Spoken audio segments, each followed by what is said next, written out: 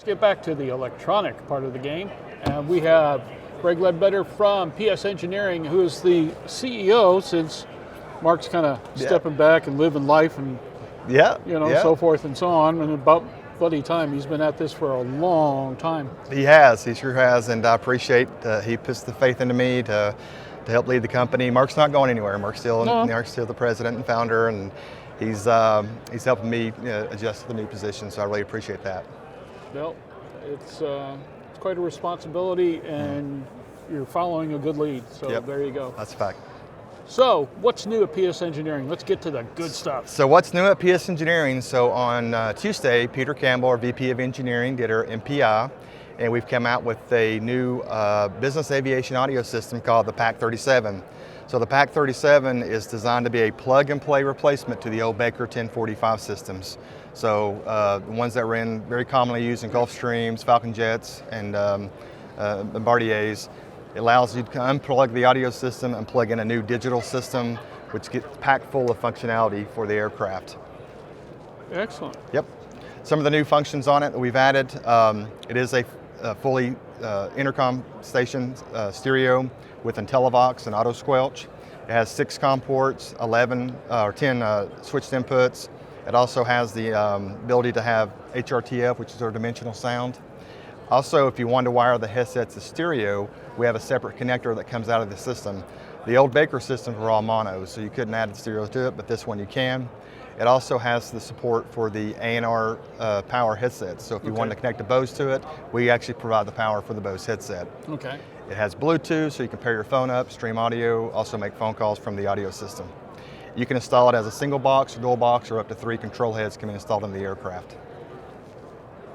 There you go. Yeah. That's 5 pounds in a 2-pound bag. It is.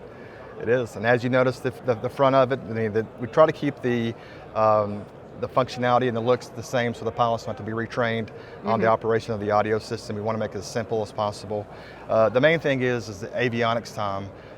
Traditionally with avionics systems, if you're going to the digital, you have to take the old system out, get all the wiring out. We're trying to use the existing wiring in the aircraft.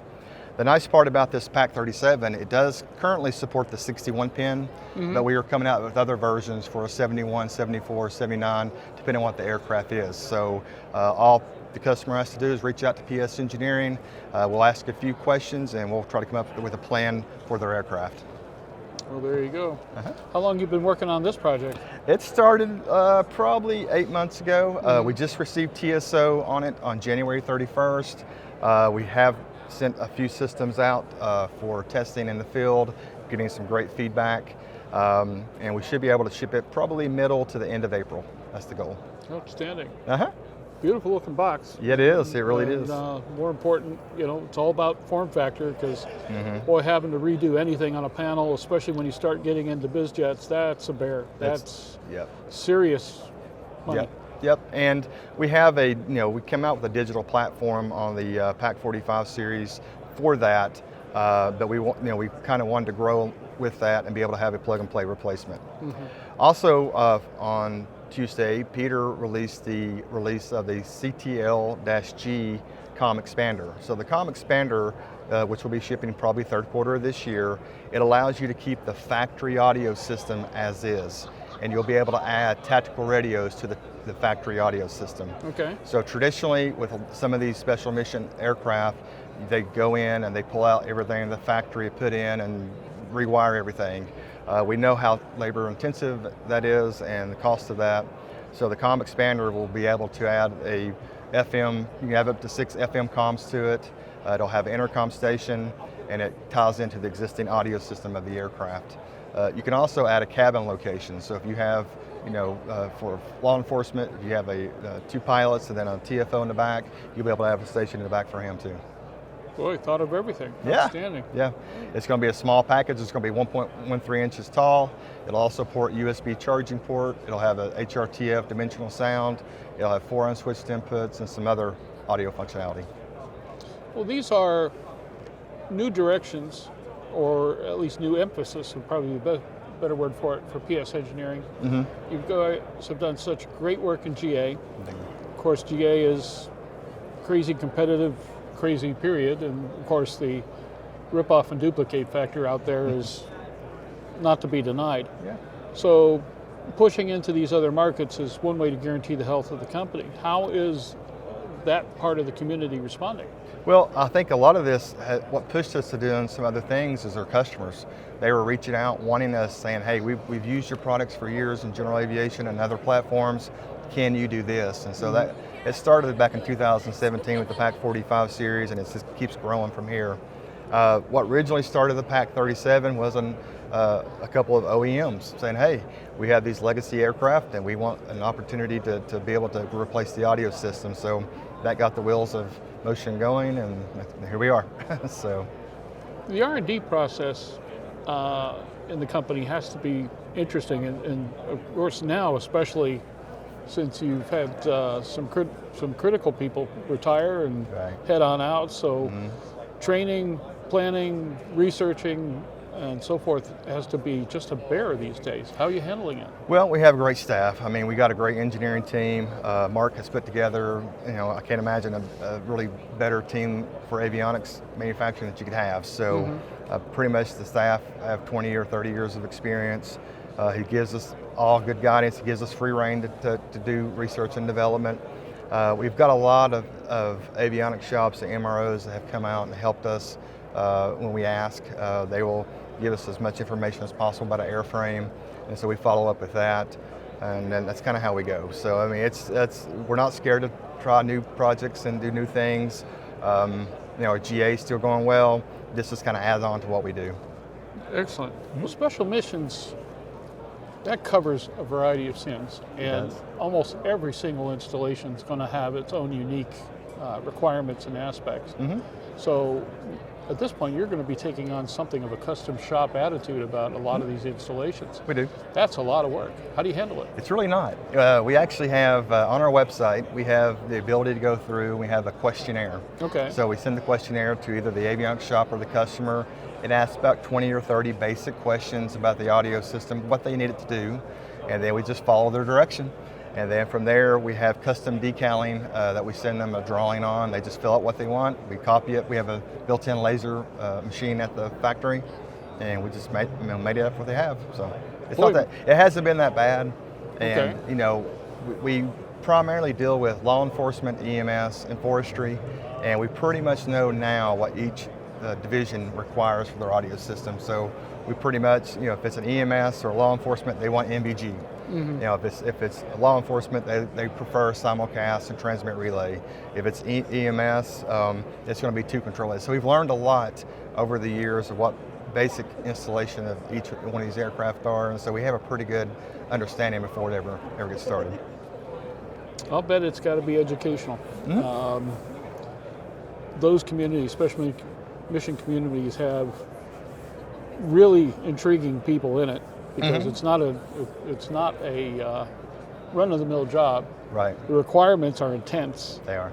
And of course the aircraft just get beat to a frazzle, so hard to keep up with all that. Yeah. Mark and I had a discussion the other day. The shops that we deal with in special mission are probably some of the elite shops in the world. We rarely ever get a technical phone call about installation, ever. I mean, it's just amazing, because they are complex systems, they are fully digital systems. There's well over 100 wires going to these audio systems, but the people that are putting them are very, very professional, and they're the best. We get more phone calls on intercoms than we would on a digital audio system. So yeah, we laugh the same way. But it's just amazing how well these shops have, they're the best of the best, and their attitude is, hey, there's a problem with the install, not the equipment, and that's great. It's been great. Outstanding. Yeah. Alrighty. Yeah. One of the themes that has been discussed in a number of the conversations we've had over the last few days has been the state of hiring, training, and of course qualifying people along the way in different job regimes. How's that going for you, and what do you think about the industry right now and the way it's tackling those topics? Right. So and as you mentioned that, so PS Engineering has been hiring a few new technicians in the last few months. Once Gary retired, Gary was our VP of Quality Systems. Gary. We miss Gary. Gary was a great asset. but he was our VP of Quality Systems and also our Accountability Manager. We have promoted an employee who's been with us for 5 years. Lucas Smith is now our VP of Quality and Accountability Manager. Randy Beavers has been with the company for 37 years, is now our VP of Operations. So they are kind of overseeing all of our manufacturing now, all of our training, and that kind of keeps us all in line. And then there's accountability. You gotta have accountability for everybody. So luckily for us, we have just a very strong manufacturing staff. Probably the average age is 16, 18 years, and that helps with the training. Well, I'll tell you, when you can hold people that long, you're doing something right. And we are, it's a great company. I mean, it's a great company. It's 100% American made. I had a training class this morning, and I think everybody applauded when I said American made. So that's a big deal. Well, thankfully, that's become more and more in vogue in light of the current political reality. We'll see if it lasts. I hope it does. Your thoughts on AEA's movement in regards to certification and training programs? Yeah, I like ACT. it. Yeah, I like it. I saw that being introduced in the MPI. I think that'll help grow and allow more avionics shops to bring in new talent and to retain talent.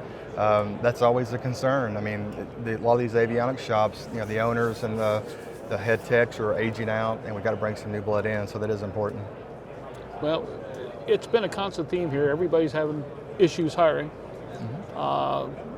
It's hard enough to find people, and then finding people that last, and then of course the issue that comes down the line is how do you train them to begin with for the roles that are they're taking on. And I'm glad to see the industry taking it on the way it is, because quite frankly, the quality of work here in this community pretty much drives aviation as much as any other aspect. I can't think of any aspect of aviation that has seen the upgrades and the modernization versus what they've done in airframes or power plants and the like. Avionics has been driving aviation for quite a while now, so more power to them. Keeps a lot of avionics shops in business. Amen. Well, there you go. Yep. At this point, what's in the future for PS Engineering? Where do you go from here? Right, so this is the beginning platform for a business aviation. There we go. We're going to have more opportunities for different airframes and different audio systems that are out there. So definitely that's got a lot of room for growth. We're excited about that.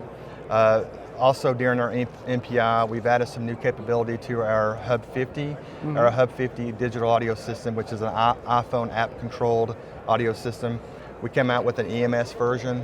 We worked with some of our EMS operators, and we gave them some functionality like a patient on-off switch, a heartbeat Doppler audio input, a flight nurse cabin call, and also a co-pilot training mode. So whenever the aircraft's not being used for mission work, they can take the stretcher out, put the co-pilot seat back, and now the co-pilot and pilot can train during non-mission flights. So we had the EMS version. We also come out with a law enforcement version of the CTL 45J with the Hub 50 that has simulcast and then transmit relay. So we're going to continue to build on that platform. Business aviation definitely will grow. We're still, we're doing some concept ideas for GA. So yeah, we're still doing some cool stuff. Well, your GA gear that I've used has been exceptional. Thank you. I've just had a ball with it. Thank you. We hear that a lot. And I guarantee you, my next airplane, the next time I get things settled in, figure out how I'm going to do the panel, because I get airplanes that need a little bit of work so I can customize them my way. Sure. And I've had your audio panels in every single one of them in the last couple of rounds, so that tells you something right there. But good work in that regard. Well, thank you. How can people get more information about PS Engineering? Well, so you can go to our website, ps-engineering.com or aircraftaudio.com. We're here at the show, booth 331. There you go. Well, Greg, I can't thank you enough for spending a little time with us. And while we're here, hi, Mark. You know he's watching. Yep. But we'll see you at Sun and Fun, Mark.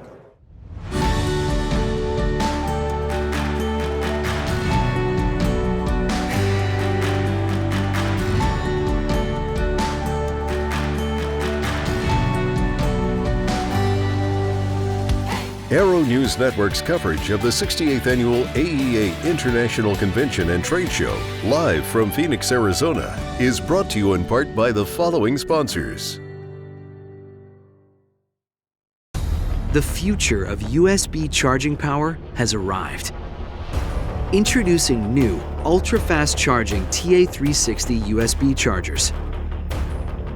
Unlock the power of USB Power Delivery (PD) technology.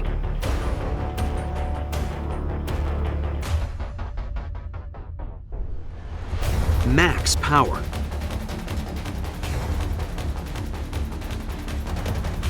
Multiple configurations.